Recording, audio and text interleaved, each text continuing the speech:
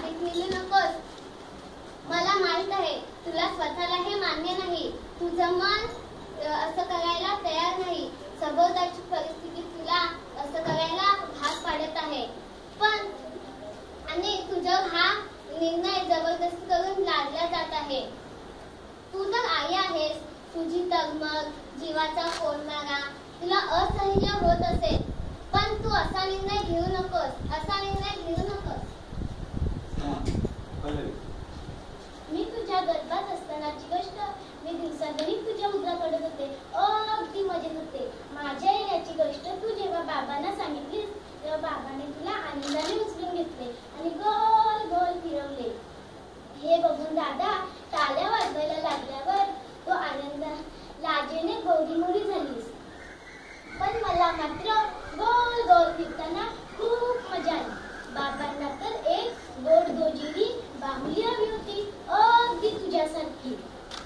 बाबांनी दादाला बोलून आपल्या मांडीवर घेतले आणि म्हणाले, आता तू दादा होणार. तुझ्या बरोबर खेळायला बागडायला एक छान परी येणार आहे. हे बोलणे दादाला काहीच समजले नाही. पण आपल्या बरोबर खेळायला परी येणार आहे या विचाराने तो आनंदाने नाचू लागला.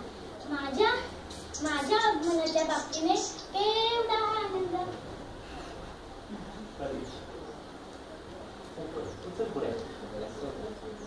मला तर खूप छान वाटत होते.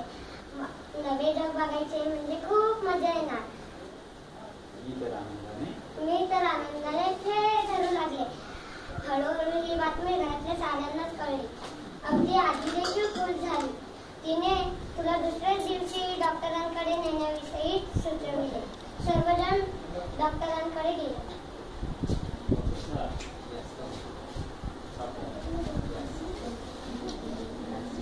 डॉक्टर आज येऊ का? या बरं साहेब.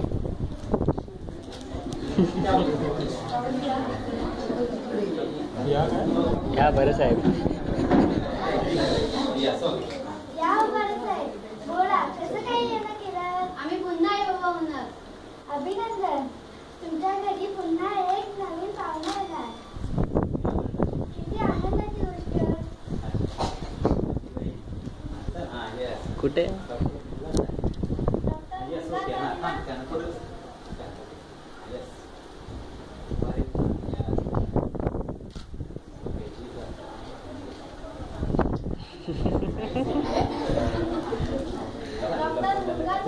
पुढे बोल डॉक्टर. डॉक्टर मुलगा झाले ना हे आम्हाला सांगता येत नाही. आईची आणि बाळाची तपासणी होते. बाळ मुलगा आहे की मुलगी आहे हे आम्ही सांगू शकत नाही. पण डॉक्टर मी बाळाविषयी विचारलं. मुलगा होईल ना हे आम्हाला सांगता येत नाही. पण बाळ अगदी निरोगी आहे. आईची आणि बाळाची थोडी काळजी घ्या.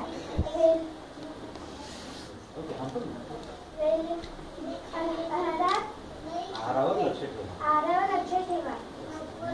धन्यवाद डॉक्टर. प्रतीक्षा पण या गोष्टीने आजीचे समाधान काही झालेच नाही. आजीने एकच लाकडं लावला होता. मुलगाच हवा, मुलगाच हवा, मुलगी अजिबात नको. आजीच्या या बोलण्याने आईला मात्र धस्स झालं. आई सासूबाई असं का म्हणत आहेत? मुलगी झाली तर काय हरकत आहे? त्या स्वतः देखील एक स्त्री आहे आणि मी देखील म्हणजे एक आई म्हणजे स्त्रीच आहे. मुलगी झाली तर दादाला बहीण म्हणून कोणीतरी येणार. हा सगळ्यात मोठा आनंद. मग मुलगी नको हा आजीचा हट्ट कशासाठी?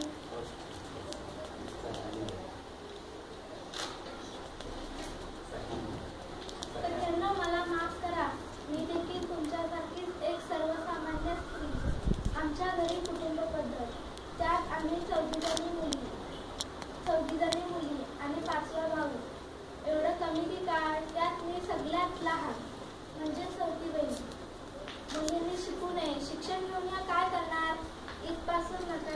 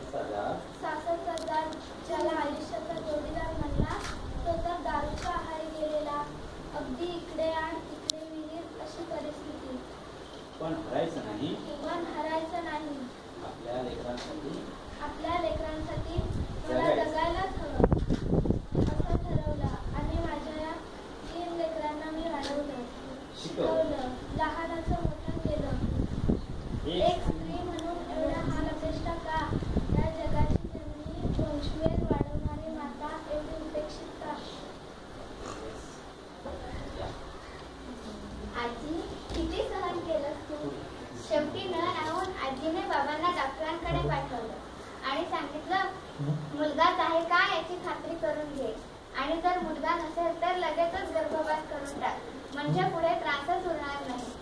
आजी किती एकांगी विचार करते. का तिचा दृष्टिकोन असा बनला असेल? आजी देखील एक स्त्रीच आहे, एक आई, जिला सगळ्यात महत्वाची मातृत्वाची देणगी देवाने दिली. आई होणं म्हणजे परमेश्वराची सुंदर अनुभूती. प्रेम, ममता, माया, वात्सल्य, जिव्हाळा यांचा मिलाप जेथे अनुभवायला मिळतं ते आईचे हृदय. मग आजी अशी का वागते आहे? आणि माझी आई ती स्वतःचं मन मोकळं का करत नाही, स्वतःच्या भावना का व्यक्त करत नाही, ह्याचं कोडं मला उलगडत नाही. शेवटी एके दिवशी मी बाबांना म्हणाले, बाबा मी तुमची मुलगी, तुमच्या स्वप्नातली परी, आईच्या उदरात एक छोटी कळी आकार घेत आहे. मी तुमच्या घरी येणार या बातमीने तुम्हाला किती आनंद झाला होता आणि यावर कळस म्हणजे आईला गोल गोल फिरवलं होतं तुम्ही. किती आनंदी आनंद उत्साहाचं वातावरण होतं आपल्या घरी. पण आजीच्या बोलण्यापुढे तुम्ही सगळे गप्प बसला का? बाबा सांगा ना, माझं येणं तुम्हाला मान्य नाही का? मुलगी आणि बाबा यांचं नातं महत्वाचं. पित्याच्या पंखाखालीच पिल्लांना सुरक्षिततेचं कवच लागतं ना. आणि प्रत्येक पित्याला आपल्या घरी बागडणारी खळखळून हसणारी एक छोटी परी हवी असते. तुम्ही तर याला अपवाद नाही. बाबा मला एक स्वतंत्र व्यक्तिमत्व, मला देखील इतर कळांप्रमाणे फुलायचे आहे, बागडायचे आहे.